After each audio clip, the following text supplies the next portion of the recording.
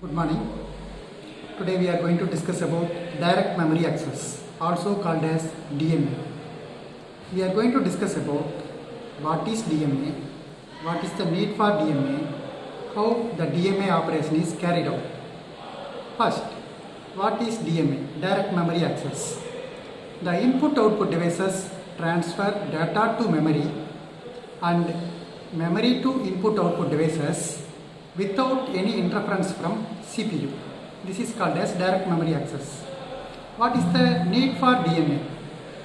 The main parts of a digital computer are CPU, memory and input-output devices. Normally, the data will be transferred from I/O devices to memory or from memory to I/O devices via the CPU. Since from memory the data is transferred to CPU, from CPU the data is transferred to I/O devices, it is a time consuming process.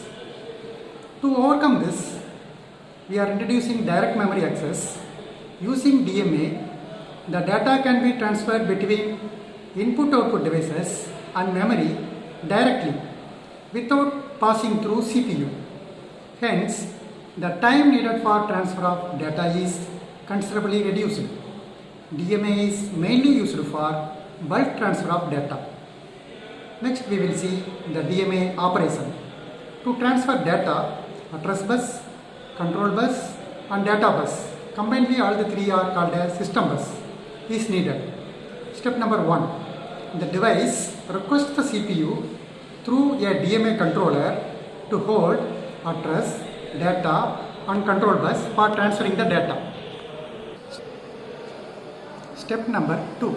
The DMA transfer is initiated only after receiving hold acknowledgement signal from CPU. For facilitating data transfer between several devices, a DMA controller is used.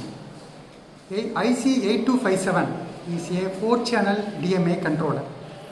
8257 chip supports 4 DMA channels, that is, 4 peripheral devices can independently request for DMA data transfer through these channels at a time. 8257 on behalf of these devices request the CPU for system bus access using hold request signal. On receiving hold acknowledgement signal from CPU, the requesting device gets access of system bus and it completes data transfer. After completing data transfer, the system bus is handed over back to the CPU.